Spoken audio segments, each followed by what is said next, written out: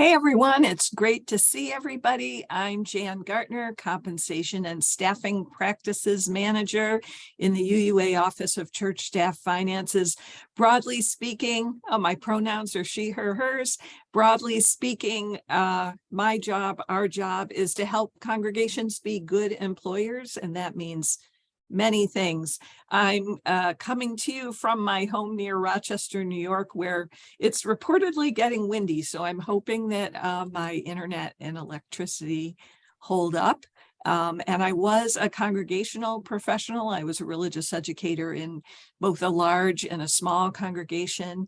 And so I've seen professional issues and compensation concerns from the congregational angle as well. How about you, Sean? Yeah, thank you, Jan. Sean Griffin, he, him, his. I'm the compensation and benefits specialist, the other half of the compensation team, along with Jan. Been with the UUA for a little more than a year, spent a couple of years also working as a congregational administrator for a UU congregation. And that was part of 20 plus years of my working life before joining the UUA, working in nonprofit management.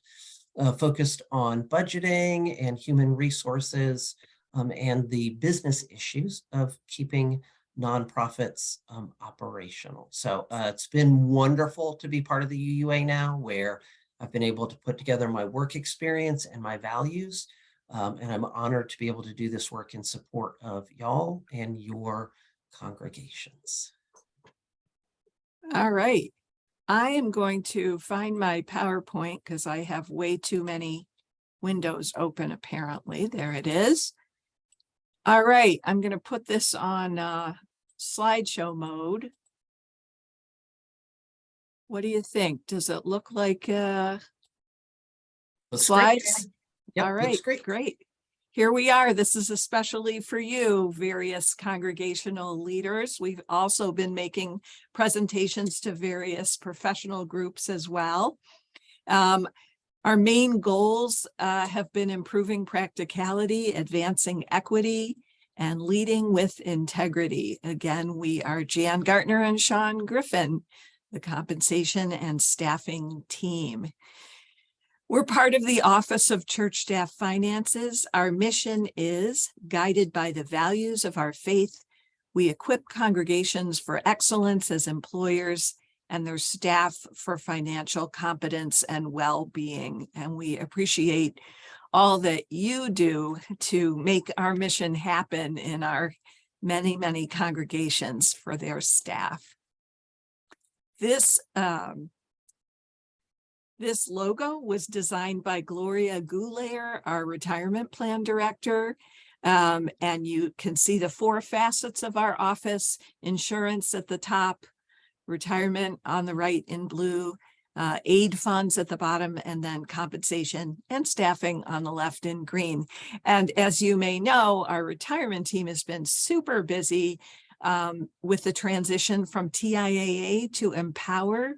So just a reminder, we're here and our retirement team is here for you if you need help along the way with that. But this is an exciting time in the life of our office overall. We'll basically be going through kind of a broad overview. How did we get here? And talking about the new salary program, showing you the web pages and the resources for that. We'll talk a little bit about our respective roles, and then we'll have time for some questions and conversation. So the overview. Why do we provide salary recommendations? It feels like a good place to start. Well, we'd say it's because we're promoting economic justice. That's one really good reason. We're equipping congregations for excellence as employers. We're helping congregations attract and retain quality staff, aiding congregational decision-making. And because we're an association of congregations, we want to create consistent expectations across all of our congregations, because this is something where we don't want everyone completely doing their own thing. There were some challenges. Another reason to move to a new system was because of the various challenges of the former approach, which was introduced in 1995 and had not been changed all that much in the years following. Practicality, there are more and more unique jobs with evolving duties, different kinds of innovative leadership models that we had trouble applying the former system to those situations. There have also been concerns around equity and in particular, cultural biases that were essentially embedded in our wage tables. And then integrity, things that really were getting overlooked that we felt were important.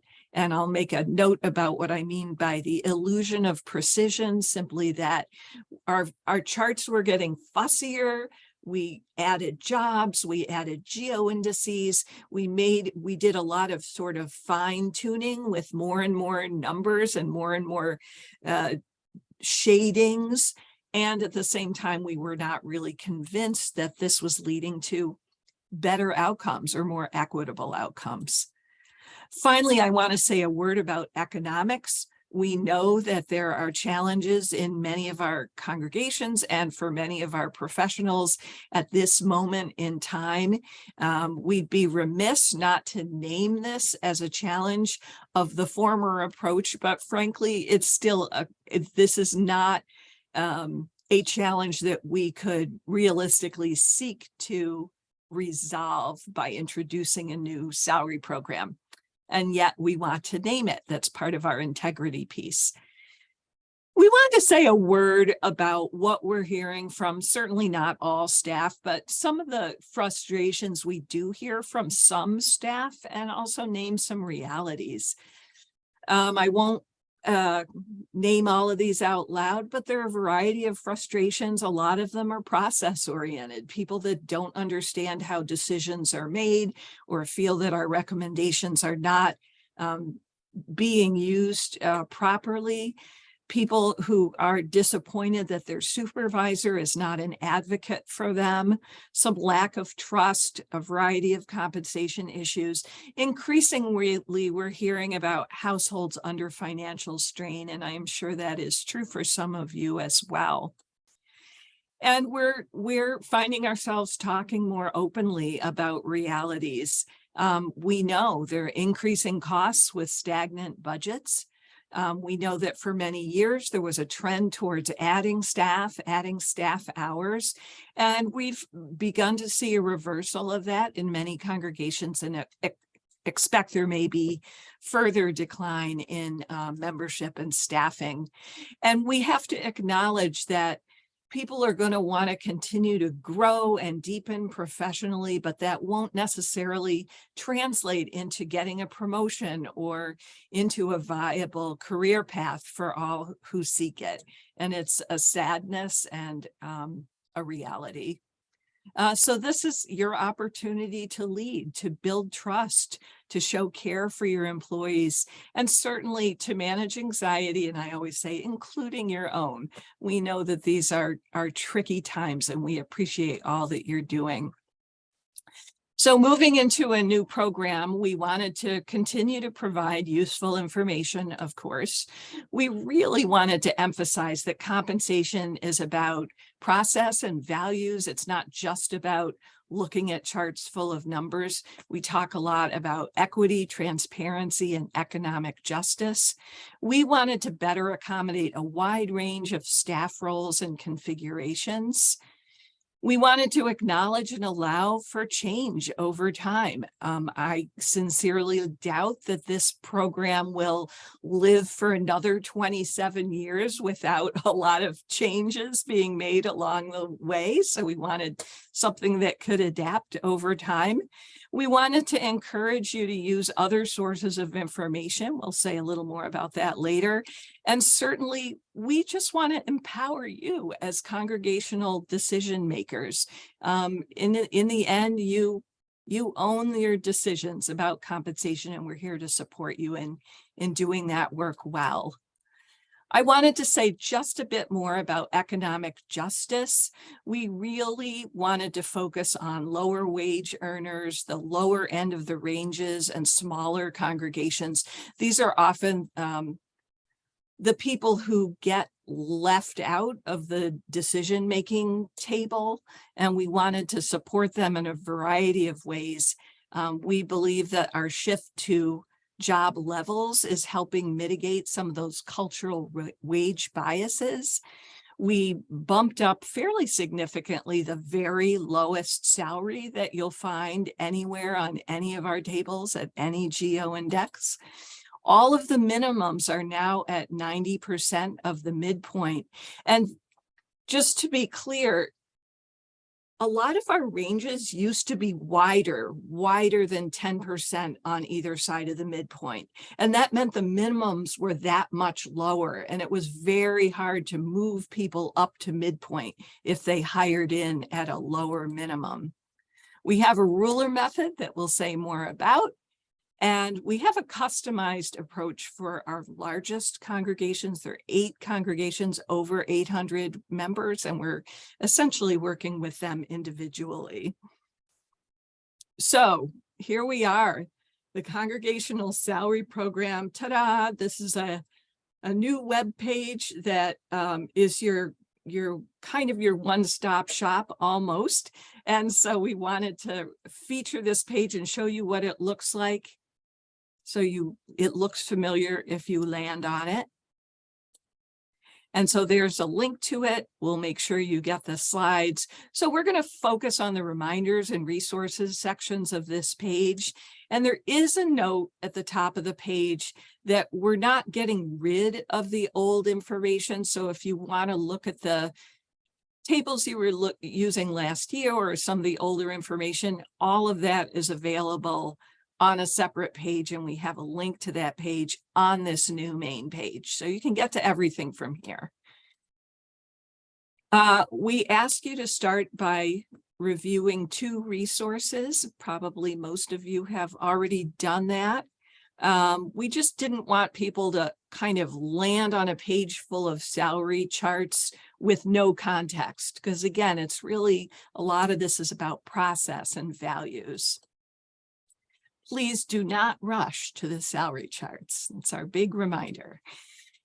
These resources, Sean will talk a little bit about, and they're actually fairly similar to what you might have been used to looking at. And again, please do not rush to the salary charts. So once you've reviewed the information, you'll find that you have access to the recommended salary ranges, and they look different from what they used to, but they're still, you look up the appropriate, you find your geo index and look at the appropriate charts for your geo index. And you access them by completing a quick form. The form just confirms that you had viewed that introductory information. We're not trying to put up barriers in any way. This is really about providing context, or in the religious education world, in the education world, this might be referred to as scaffolding, right? Giving you a solid foundation for the more detailed salary information. We have some reminders, again, about process being primary, about the importance of local wage information. For many positions, this might actually be more important than the information in our charts. And then we have a word about cost of living, which is indeed a complicated concept at this moment in time with the high inflation rate. So you can read that note on the reminders page. So I'm going to turn things over to Sean to kind of work through the process. And this, if you want a little personal companioning for your situation, this is what Sean will do with you. Thanks, Jan. Yeah, we thought it would be valuable to essentially move through the process when a congregation or congregational leaders reach out for some assistance. Talk about what that looks like. So as Jan has already lifted up, everything is accessible through the Congregational Salary Program page. And we really encourage, or I encourage when I'm working with a congregation, a pretty straightforward, at least it sounds straightforward, 4-step process. kind of call it 4+1, because the +1, even before we get to those steps, is to very strongly encourage you to read the salary process guidance document. That'll give you that. We're going to talk a little bit more about what that'll give you in just a moment. Then there's the 4 steps that I go through with a congregation. First is the easiest. We look up your geo index and we evaluate your congregational size. We use the job level rubric to examine the positions that you're offering. And finally, only after all that, as Jan's stop signs had put up, then do we take a look at the salary recommendations. So let's take a look at what those steps look like, what that process looks like. So the geo index is the easiest step in the process because there's been no change in the methodology. It is simply you look up your congregation and you get your geo index listing. We did obviously update the data for 23-24 program year, but nothing has changed in this part of the process. As a reminder, the geo index measures the cost of wages. Now, we do provide cost of living information as part of the geo index, but the index itself does not reflect cost of living in your area. And this is probably a moment where it's good to be a little specific about what we mean by cost of living, because those words, that term is sometimes used elastically to mean a couple of different things. In the sense of the geo index, the number that is expressed as either a positive or a minus, a negative, is the percentage in your area where your congregation meets that is above or below in terms of the cost of living relative to the US national average. So that cost of living includes things like the cost of housing, the cost of food, utilities, etc. So it's where you are higher or lower relative to the national average across the entire country. So as I said, the geo index is the easiest step. After that, we look at evaluating your congregational size. And this is something that has evolved in the new salary program. Previously, we had 6 congregational sizes that were very specifically bound. There were hard boundaries based on your membership size. Now we adopted congregational size profiles, and there's 4 of them where we still start with membership, but we now want you to consider your operating budget, what your staffing profile looks like. Now, this expanded process means that there is some overlap, and the overlap is intentional, both in membership size and in operating expenses and in your typical staffing. We are looking in all of this, and this is a good place to be explicit, that this program is to uplift your authority as a congregation to make the appropriate staffing decisions for you. And so what we're trying to provide you are the tools to support your decision-making process. I will say when a congregation reaches out, and I put the note there, I take a look at your data that you've used in the congregational certification that's available in the congregational directory that lets me know some of these numbers. But again, if you reach out, we'll have conversations and see where you would fall. So once we've evaluated the congregational size, the next step in the process is to look at the specific positions in your congregation. And this is the job level rubric. This is another significant element of evolution in the UUA's compensation recommendations. Previously, we had 26 job titles. Now we've evolved into 6 job levels that are evaluated based on the characteristics for those positions. So you will notice for our minister executive 1, 2, and director job levels, there are 2 pay tiers. We're going to talk about that in just a moment. What I do want to stress, again, this is uplifting your process, your choices, that at times you may even find that the appropriate job level can be a blend for an individual position. We want to really emphasize here the value of transparency the value of being consistent in your evaluations. And we think that the most successful implementations of this rubric have been those congregations that actively involve the staff and a multitude of decision makers.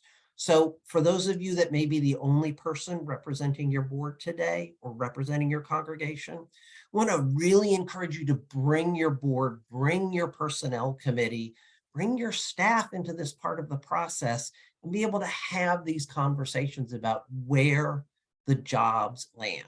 The last thing I want to say about this is you might have noticed we haven't used the word individual or worker at all, because the job level rubric is not about the individual, but it's about the job. It's about the position. And when we get to the next step, this is when we want to really be able to have those honest and ethical conversations about the individual filling the role. And so that is where we actually now turn our attention to the salary recommendations. As Jan has lifted up, these are accessed through the Congregational Salary Program page. You do have to register, but absolutely anyone can do so. No one is excluded. This step, when you're looking at the salary recommendations, this is about evaluating an individual's placement on the range. And we have a tool to help with that. We're calling it the ruler method, which we're going to talk about in just a moment. But what I want to return to right now is the two tiers that exist for higher job levels. And those are the two tiers for the minister executive 1, 2, and the director level. What I'd like to do is I'm going to invite Jan to actually talk a little bit about why we have these two tiers. Thanks, Sean. Some of you have probably gone through the process of getting a new minister or helping transition from one minister to another. And you know that within our UU ecosystem, there's a lot involved in that, right? There's a lot of deadlines. There's kind of a general calendar for when things need to happen.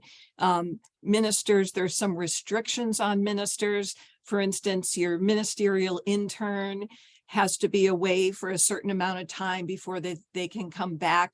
So there are a lot more, it's a lot more intricate and complicated, both for the minister and for the congregation to take on a new role or to need to leave a role and find something else. Whereas many of your other staff, you know, when it's time for them to go for whatever reason, they can move on into another job in your community more easily. You can hire at any point in the year. So because of those restrictions and complications, we felt there needed to be a bit of acknowledgement of that in our salary recommendations. So there's a slight bump up for the ministers who, even though they might be filling the same role as someone who is not a minister or the same level of role.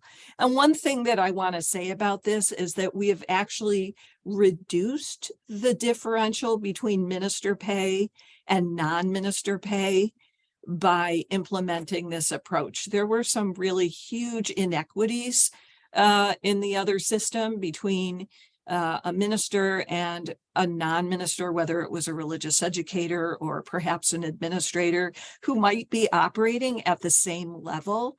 And so we haven't completely eliminated that gap, but the minister tier is not as far off from the others as it was on our previous tables. Thanks, Jan.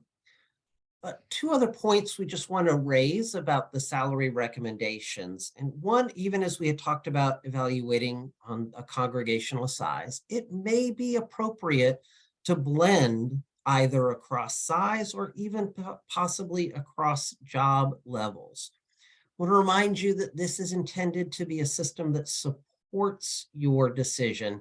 It is not giving hard and fast answers. It is a discernment process, but we want to emphasize, and this is where we work extensively with congregations, about building and supporting your process, building and supporting your values, and recognizing that how you compensate staff is an expression of your congregation's values.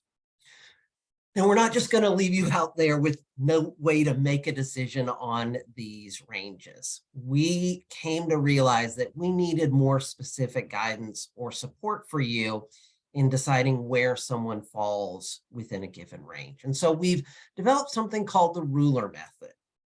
And it's just like the visual displays.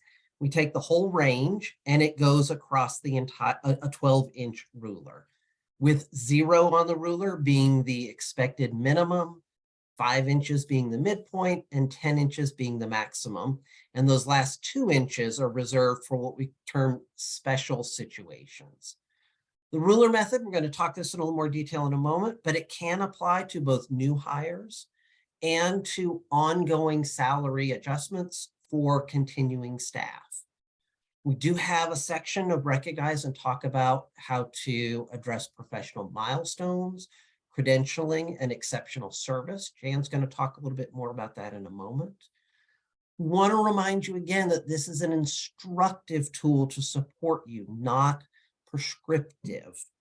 But we feel very strongly that this is not just an important, a critical tool for promoting economic justice. Having a system where you can approach compensation with integrity helps lift up the economic justice of all the folks employed in your congregations.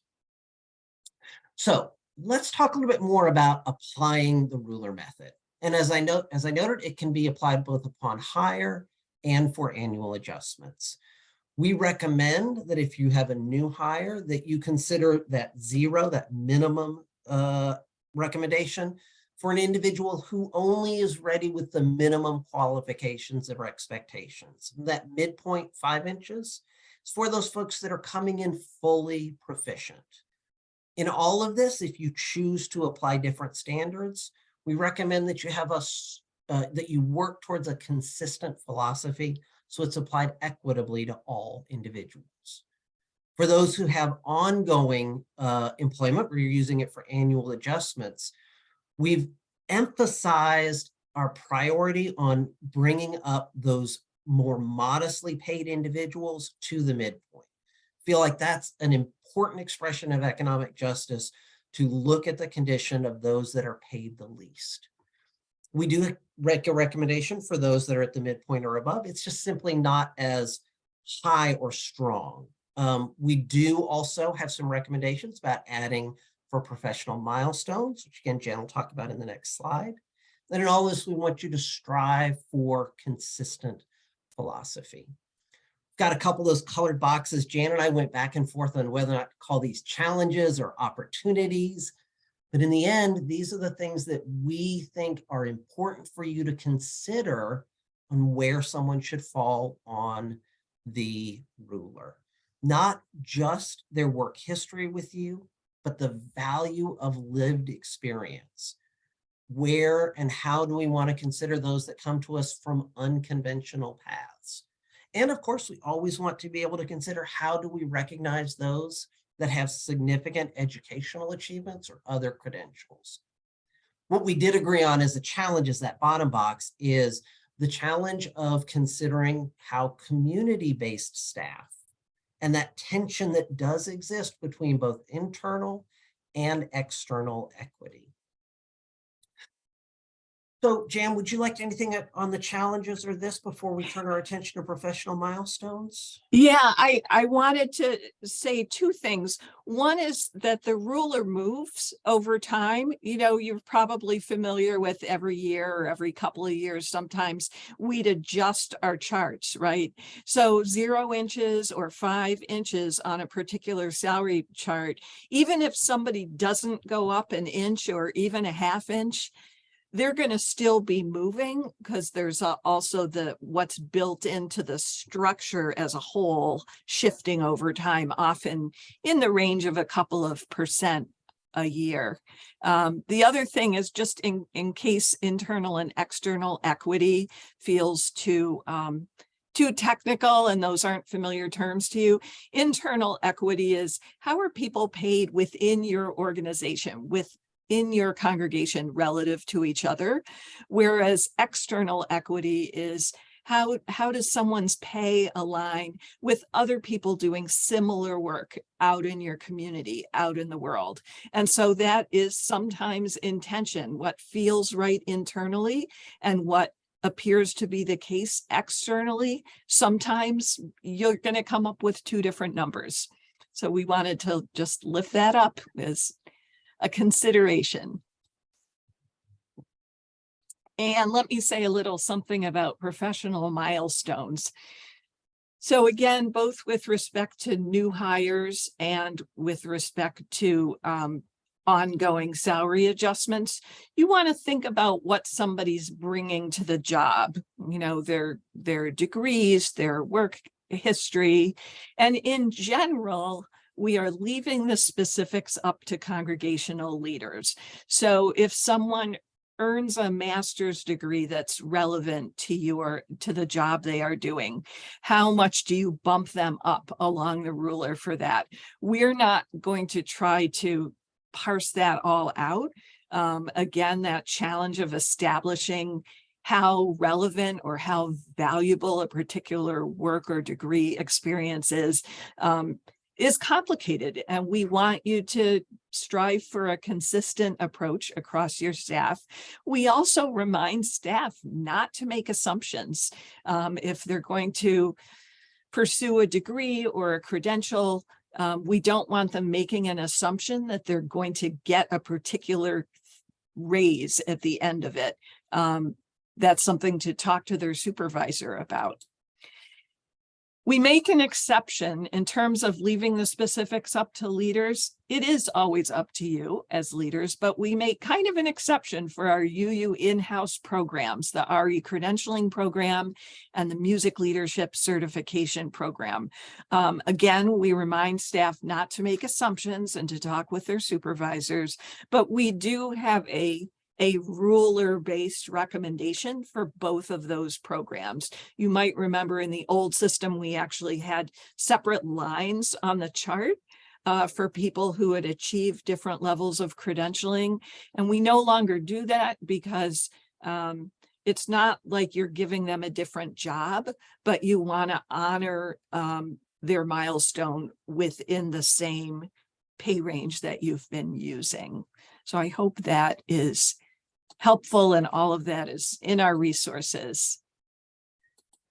So transitioning to the new program, we're there where people are using it. We're excited. We've gotten a lot of really nice comments and feedback and thoughtful questions, and we'll keep adjusting. We'll make little tweaks over time to make things clearer or better. Again, the focus is on process and values. You might discover that you just can't do everything that you'd really like to do in terms of people's pay. So we're encouraging people to set priorities. So for instance, your priority this year might be to bring your lowest paid staff up to the living wage. You might decide that is number one. You might decide that it's to provide a reasonable cost of living adjustment across the staff, and that's one we would certainly heartily endorse given the inflation rate. You might just say, we know so-and-so's pay has felt a little off, and we really want to fix that this year. So again, transparency is really important. You want to be able to make clear to your staff what your objectives are for your compensation adjustments in a given year. Please remember, nobody's pay gets lowered. It is very possible that you're going to look at the new charts and someone is above where you really think they should be because of where you fall with respect to the new size ranges, or for some other reason. It is very possible that for some staff, the new number is lower than the old number or lower than what you're paying them. Nobody's pay should be lowered. So we keep reminding people of that.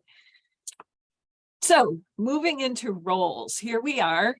We're here to equip congregations for excellence as employers, as we talked about in the about the mission of our office. We're here advocating for equity, transparency, and economic justice. We're here to provide a service to congregations. That's really what we do at the UUA. And part of that is the process guidance, helping you make decisions by thinking things through based on your values and your mission. And also, yes, providing some specific numbers to help you with salary ranges. Excuse me. We're here to be cheerleaders for you as congregational leaders. We really want to lift up the work that you do. Many of you do it in collaboration with the minister or other staff members. Some of you have primary responsibility for setting the budget and determining staff, and we are here to support you in all of that. And then what about your role? Well, we want to be clear. I've said it before, I'm going to say it again. You retain agency. You're going to own your decisions and your policies and your practices. All right. We're not telling you what to pay. In the rare case that we would catch you doing something that's just downright illegal, we would let you know. We might prompt you to think about how a decision you're making impacts the team, impacts justice or equity. But you own your decisions. Again, we want you to make process primary and to use our information responsibly and sensibly. We ask you to communicate clearly and honestly with staff. And I have to say it, take good care of your staff in other ways. Whatever you pay them, it will go a long way if you're also being kind and lifting up their work and making sure that you know how much they are valued. All right. I think, do I have two things that say the same thing?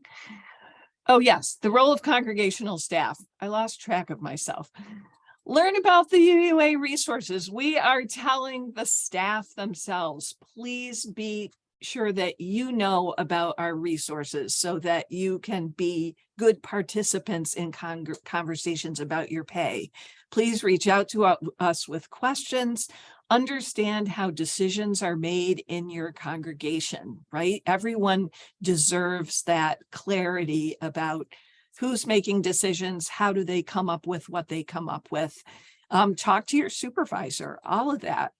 Advocate for equitable and transparent pay practices. So these are all things that we advise congregational staff to do.